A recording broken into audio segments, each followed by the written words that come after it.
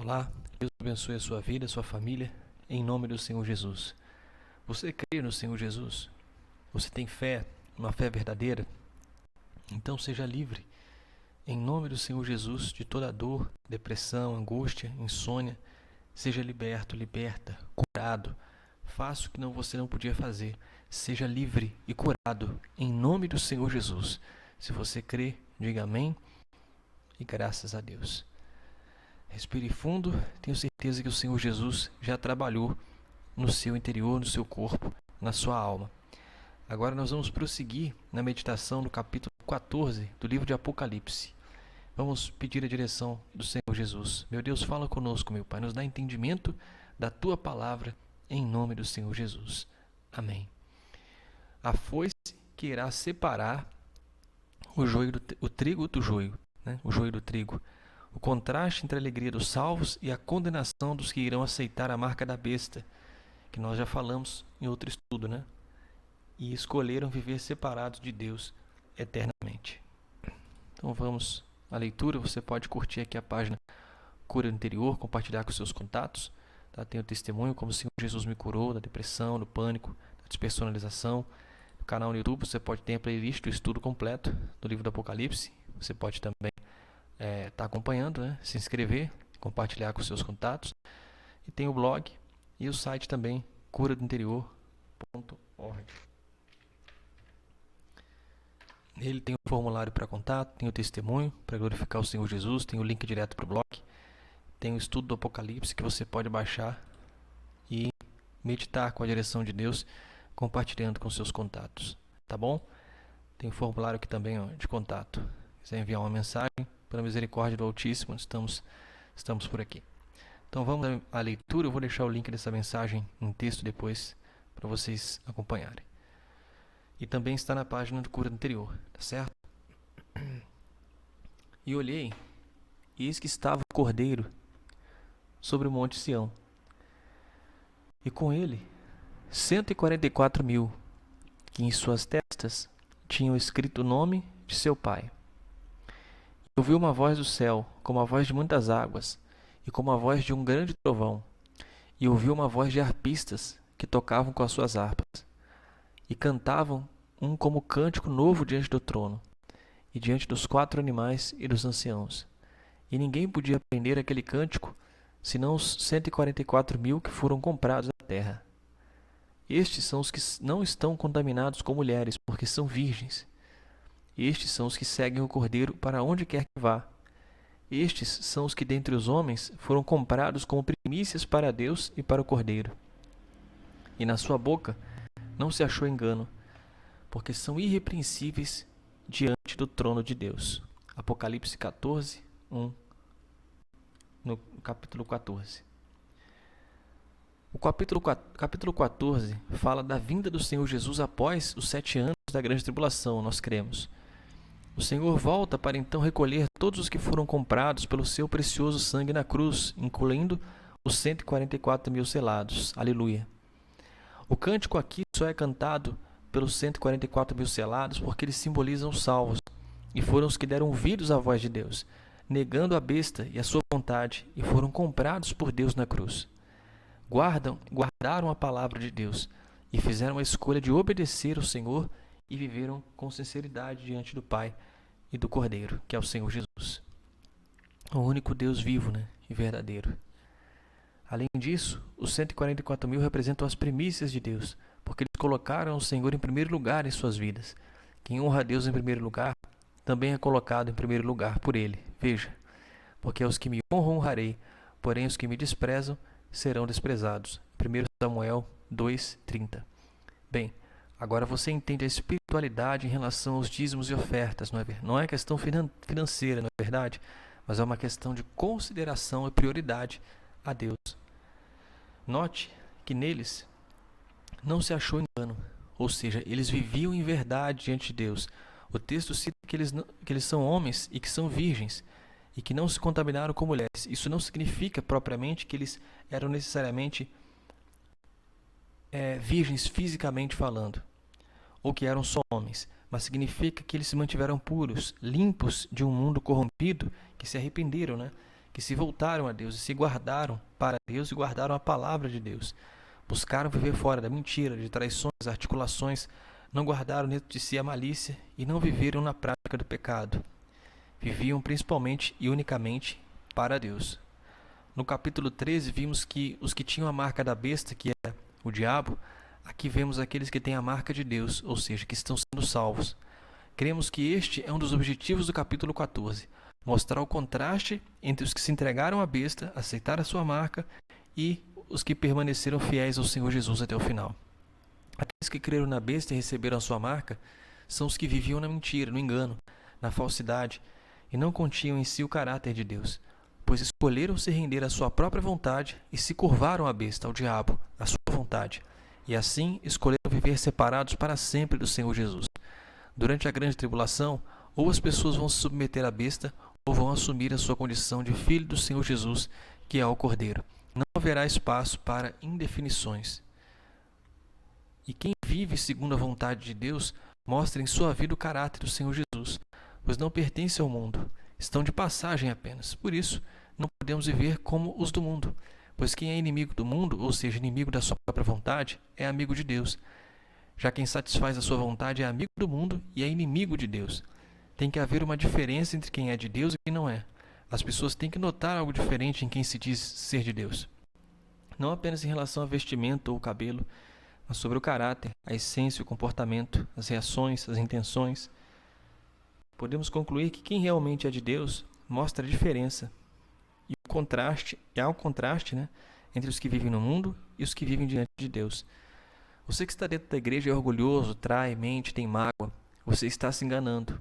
Você que não prioriza o primeiro amor, a comunhão com Deus, o relacionamento com o Senhor Jesus, não tem as intenções puras de servi-lo. Porque dizer que crê na Bíblia, se batizar e ir à igreja, não vai garantir a sua salvação. Obra nenhuma vai. Você precisa viver em função de Deus, da vontade dEle, em primeiro lugar, e não em função do seu ego ou orgulho. Exemplo, se Deus orienta a se guardar para o casamento, o certo é obedecer, e se quisermos ser honrados por Ele, porque nós não merecemos honra, mas Deus ainda abençoa, já deu o sangue dEle naquela cruz, tempo que Ele nos dá para se arrepender, nos livra e ainda é paciente. Pois ou cremos na vontade de Deus e obedecemos ao Senhor, ou fazemos a nossa vontade, que é a carne, que é do diabo, a besta. Aqui na continuação do capítulo, nos versículos 6 e 7, capítulo 14, e vi outro anjo voar pelo meio do céu, e tinha o evangelho eterno, para o proclamar aos que habitam sobre a terra, e a toda nação, e tribo, língua e povo, dizendo com grande voz: temei a Deus e dá-lhe glória, porque é vinda a hora do seu juízo, e adorai aquele que fez o céu e a terra, o mar e as fontes das águas. O primeiro anjo traz as boas novas para todos os que se entregaram de verdade ao Senhor Jesus, honrando a sua palavra, que é a eternidade ao lado do Senhor Jesus. O Apocalipse é um livro em que são utilizados símbolos, como as bestas, por exemplo, que são homens. Aqui pode ser que o anjo pregue pessoalmente em todas as nações e também pode representar todas as pessoas que o Senhor usou como testemunhas de sua palavra ao longo da história da humanidade e tem usado, como a igreja do Senhor Jesus que esteve na terra, ou seja, todos os salvos desde Adão e Eva. Os profetas, o próprio Deus quando esteve em forma humana, na pessoa do Senhor Jesus, os apóstolos, os cristãos e os 144 mil selados, que representam os salvos na grande tribulação, inspirados pelo próprio Deus, que pregarão aos homens e vão testemunhar sobre a palavra de Deus e os juízos que vêm sobre a terra, sobre os desobedientes, anunciando a vinda do Senhor Jesus, orientando para que as pessoas se convertam, se voltem ao Senhor Jesus e que o juízo de Deus vão ser executados. Foram dadas todas as oportunidades possíveis para que as pessoas sejam salvas. Note que o versículo cita toda a nação, tribo e língua, ou seja, todos os que não quiseram se voltar ao Senhor Jesus durante sua existência não terão nenhuma desculpa ou justificativa, pois foram advertidos inúmeras vezes, mas por suas próprias escolhas se condenaram eternamente. Se você está lendo essa mensagem, se entregue ao Senhor Jesus de todo o seu coração e entendimento, perseverando, obedecendo a sua palavra, vivendo por Ele. É a única forma de ser salvo, através do sangue do Senhor Jesus. Deus está lhe dando talvez a última oportunidade. Não troque por um mísero momento de prazer, por essa marca que pode te garantir um conforto temporário, mas que irá condená-lo eternamente a viver separado de Deus, como um tormento que vem de dentro, no lago que arde eternamente com fogo e enxofre. Deus quer salvá-lo, só depende de você. Negue esse mundo e o anticristo, esse falso líder mundial que prega a paz de um modo interesseiro e se renda ao único que pode te salvar, o Senhor Jesus Cristo, pois Ele não te obriga, mas te convida a uma eternidade de verdadeira paz.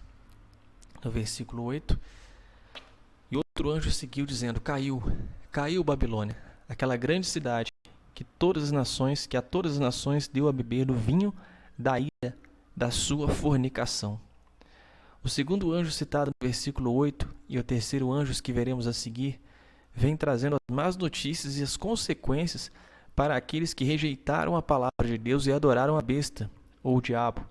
A Babilônia significa o cristianismo social falso, que se prostituiu com o poder político deste mundo e se corrompeu com a unificação de todas as religiões. Esse sistema é diabolicamente implementado seguindo seus objetivos, fazendo com que as igrejas se curvem ao evangelho de portas largas. E o anjo anuncia o fim desse sistema maligno. Essa profecia se cumpre nos capítulos 16 e 18 do livro do Apocalipse. Lá veremos mais a fundo sobre a Babilônia. E seguiu-os o terceiro anjo, dizendo com grande voz: se alguém adorar a besta e a sua imagem, e receber o sinal na sua testa ou na sua mão, também este beberá do vinho da ira de Deus, que se deitou, não misturado no cálice da sua ira, e será atormentado com fogo e enxofre diante dos santos anjos e diante do Cordeiro. E a fumaça do seu tormento sobe para todo sempre, e não tem repouso nem de dia nem de noite, os que adoram a besta e a sua imagem, e aquele que receber o sinal do seu nome. Aqui está a paciência dos santos, aqui estão os que guardam os mandamentos de Deus e a fé em Jesus.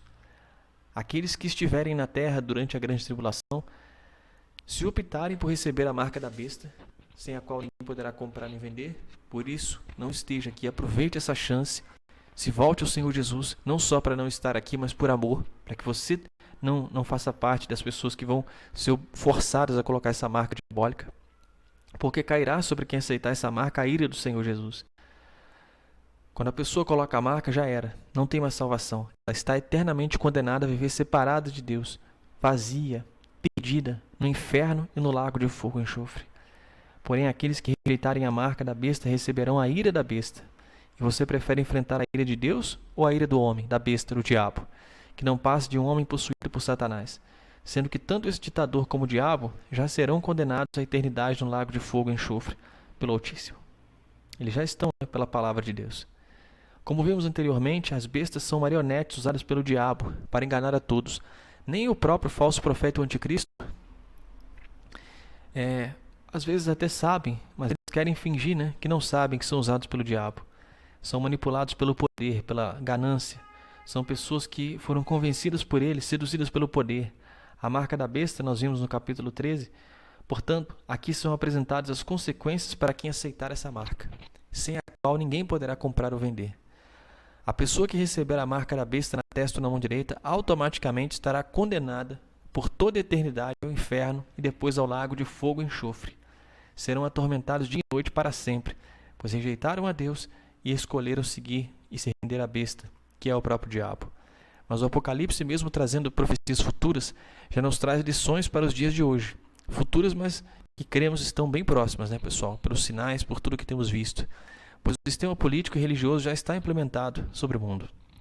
Receber a marca, além de receber o chip ou o método que será utilizado para marcar a testa ou a mão direita dos adoradores da besta, é concordar com o anticristo, com o sistema babilônico, achando que o certo é errado e o errado é certo. Fique atento, pois o diabo, o anticristo e o falso profeta tentarão enganar, se possível, até os escolhidos, como o Senhor Jesus nos disse em Mateus 13, 22. Hoje quem se preserva para o casamento é tido como careta, bobão, e é pressionado por esse sistema para que todos cedam à vontade da besta, que é o anticristo. Portanto, cuidado, porque essa besta vai enganar tanto que as pessoas vão provar que esse cara é o anticristo, conforme as profecias, e ainda assim, muitos cristãos não vão acreditar. Vão acabar cedendo e permitindo que o mal os engane. Por isso, fique muito atento, para não se deixar levar pelo engano do anticristo. Mais uma vez, podemos ver o contraste entre os salvos, representados pelos 144 mil selados, nós cremos, pois terão descanso eterno ao lado do Senhor Jesus, e os adoradores da besta, que sofrerão por toda a eternidade. Por isso, a paciência e a fé no Senhor Jesus é recompensado, como o Senhor disse: na vossa paciência, possuí as vossas almas. Lucas 21, 19. Paciência aparece 7 vezes no Apocalipse. Carrega o significado de perseverar, permanecer, suportar, resistir em relação a coisas ou circunstâncias, no sentido de ser paciente e perseverante, defendendo a prática da palavra de Deus. E em relação à fé, esperando confiantemente o cumprimento da promessa de Deus, sem ficar ansioso e preocupado com qualquer área da vida, seja familiar, financeira, sentimental, na perca de um parente, etc. O paciente confia, até se preocupa, mas ele jamais deixa de confiar no caráter de Deus. Deus tem que ser o primeiro em toda e qualquer situação. Não fique ansioso. Entregue tudo nas mãos de Deus e busque estar atento à voz de Deus, para que você seja abençoado por Ele na hora certa. Seja bem resolvido em sua mente, pela certeza de que no final você vai vencer, porque o Senhor Jesus nunca falha, Ele é justo. Ter ansiedade todos têm, mas se decidir se entregar a ela é uma escolha. O Senhor Jesus é justo e retribui a cada um justamente, no tempo e na medida certa. É muito melhor ter essa fé paciente, firme e definida, do que aquela fé que foca apenas em conquistar bênçãos e acabar perdendo a eternidade. Um exemplo claro são os 10 leprosos. Todos foram curados, mas um apenas voltou para agradecer. Você pode ver em Lucas 17, do 12 ao 19. Veja o que está escrito na palavra de Deus sobre a paciência em Romanos 5, do 2 ao 5. Pelo qual também temos entrada pela fé a esta graça, na qual estamos firmes e nos gloriamos na esperança da glória de Deus. E não somente isto, mas também nos gloriamos nas tribulações, sabendo que a tribulação produz paciência, e a paciência experiência, e a experiência esperança. E a esperança não traz confusão, porquanto o amor de Deus está derramado em nossos corações pelo Espírito Santo que nos foi dado. Então, não é só momentos bons, né? A fé, a caminhada na fé também tem momentos difíceis. E essa luta, a tribulação produz paciência, produz a perseverança, produz experiência e faz a pessoa diminuir e Deus crescer nela se ela permanecer com Deus. Amigo, somente o Senhor Jesus pode te salvar. Não permita que o diabo coloque a marca dele em sua vida, com mágoa, traições, mentira, e nem com a marca da besta mesmo. Com nada que te afaste de Deus. Não negocie sua fé e nem os valores da palavra de Deus para satisfazer um capricho ou necessidade temporária e passageira da carne, seja lá qual for. E se você já está vivendo a grande tribulação, está em dúvida sobre colocar a marca ou não, não coloque. Pois se você ceder, vai receber benefícios que durarão alguns meses apenas. Mas de um jeito ou de outro você vai morrer, e nesse caso morrerá condenado eternamente ao lago de fogo e enxofre. E estará para sempre separado de Deus, vazio. Você pode dizer, mas isso é uma história. Anote a ordem cronológica dos fatos, profetizados na Bíblia, que é a palavra de Deus. Tudo que está escrito nela é verdade, porque representa o próprio Deus. E nenhuma vírgula passará sem que se cumpra completamente. Você precisa definir se crê na Bíblia, que é a voz de Deus, ou se vai preferir ouvir o diabo e viver separado de Deus para sempre. E ouvi uma voz do céu que me dizia, escreve, bem-aventurados os mortos que desde agora morrem no Senhor. Sim, diz o Espírito, para que descansem dos seus trabalhos e as suas obras o seguem. Apocalipse 14, 13.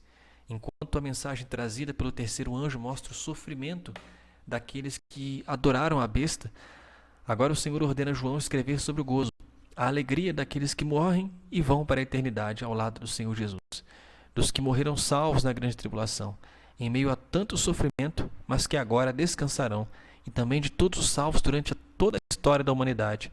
Veja o contraste e a diferença.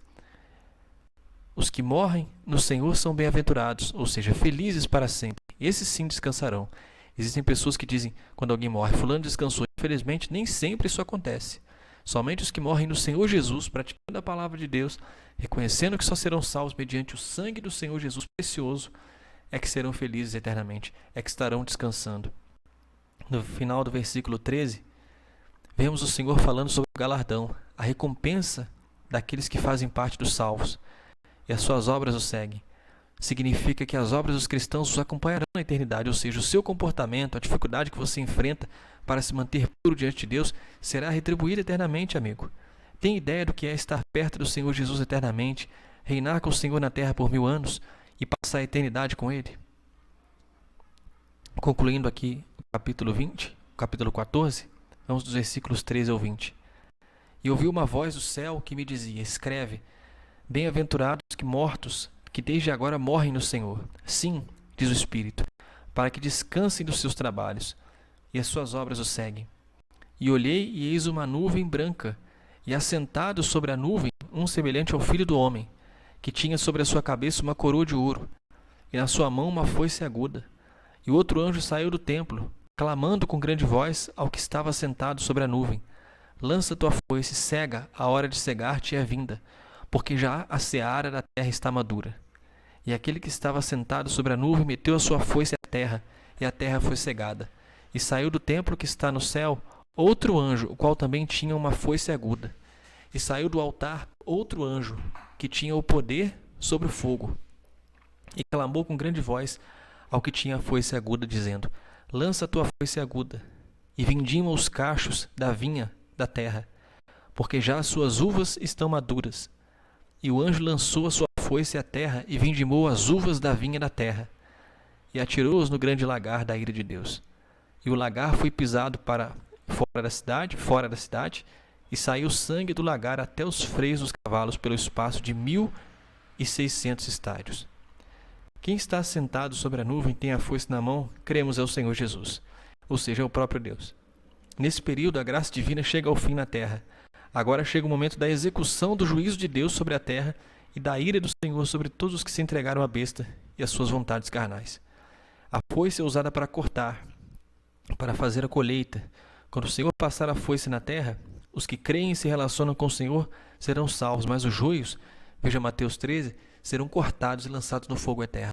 Por isso, só como alerta, tome muito cuidado ao fazer negócios ou ter um relacionamento com alguém que faça parte até da igreja, porque só Deus conhece o interior das pessoas. Existe muito joio no meio do trigo. Cuidado com o joio que está no meio da igreja. Evite frustrações, não ceda aos sentimentos e atrações da carne. É difícil sim, mas se o Senhor é o seu tudo, você vai pedir a direção de Deus e Ele vai te guiar e fortalecer em toda decisão. Não confie nas pessoas só porque são bispos, pastores, membros. Respeite, mas sempre com olhos abertos.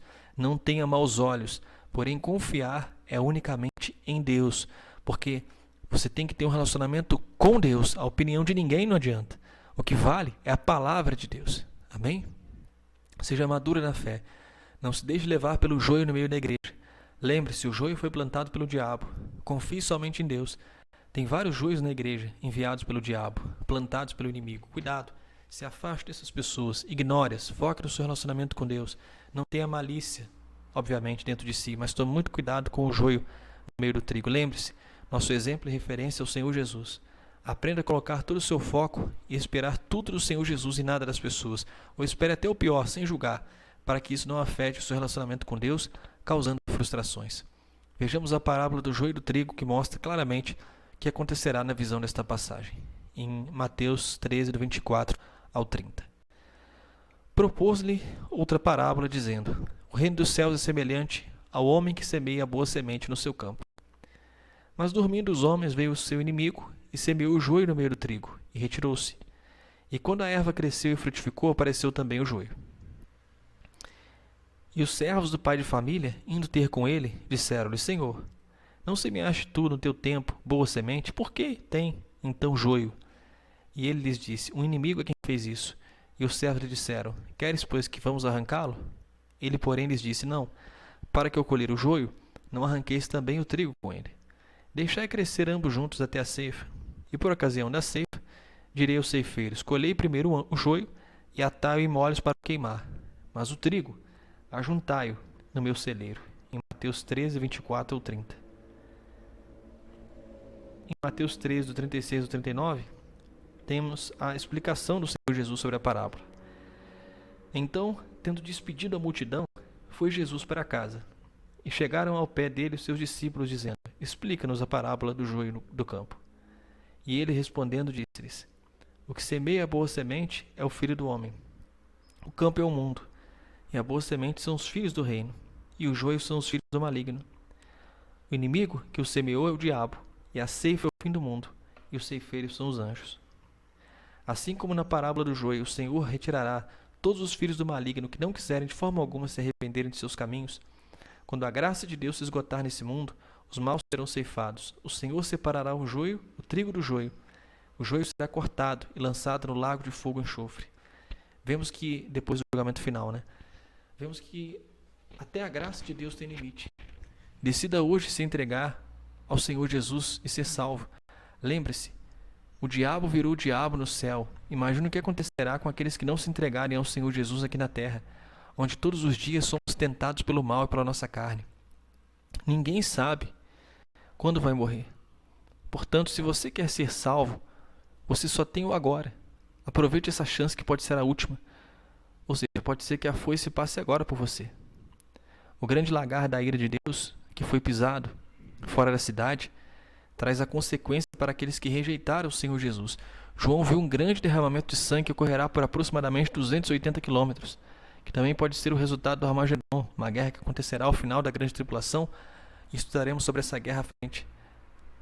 Uma guerra que o Senhor Jesus vai vencer, lógico. Nem vai ter guerra, né? Ele vai vencer. Mas já saiba que o Armagedon é o pisamento do lagar, ou seja, a foice passará por toda a terra, separando o trigo, os salvos dos joios, os que rejeitaram o Senhor Jesus. No capítulo 19, veremos com mais detalhes onde o Senhor Jesus virá à terra com a sua igreja para salvar os que ainda estiverem vivos e que não aceitaram a marca da besta e derrotar o anticristo, o falso profeta, e para prender Satanás e reinar por 1000 anos aqui na terra.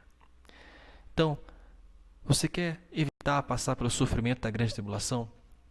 Você quer encontrar o Senhor Jesus e conhecê-lo agora? Então se entrega para Ele. Peça perdão pelos seus pecados, fale com Ele.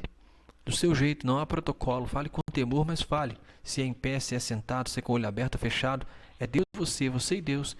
Confesse que o Senhor Jesus é o seu Senhor e Salvador. Esse espaço que há no coração, não no peito, mas no ser espiritual, né? Na alma, na mente, na inteligência, no ser da pessoa, só pode ser preenchido por Deus. Por isso você tem essa sensação de vazio até hoje, porque não tem ninguém, riqueza, conquista, nada nesse mundo, prazer nenhum pode te preencher. Você já foi feito e feita para ser feliz e completo unicamente com o Espírito Santo. E se você quer, de fato e de verdade, você decide que a partir de hoje, entre a vontade sua ou de qualquer pessoa, prevalece a de Deus, Ele é o primeiro, Ele é a sua prioridade, Ele é mais importante, então receba o Espírito Santo, em nome do Senhor Jesus. Louve a Deus, tenha um relacionamento com Ele, se entregue ao Senhor Jesus, se batize nas águas. Eu vou deixar o endereço que vai ajudar vocês, que você pode se batizar, e com certeza, como tem me ajudado, vai ajudá-los a desenvolver a comunhão de vocês com Deus. Medite na palavra de Deus todos os dias, não com religião, mas para ouvir a voz de Deus. Converse com Ele, sendo sincero, expondo o que está dentro de você, pedindo a direção, a ajuda dEle. Convide o Senhor Jesus antes de tomar qualquer decisão. Que Deus abençoe a sua vida e a sua semana, em nome do Senhor Jesus. Até o próximo estudo.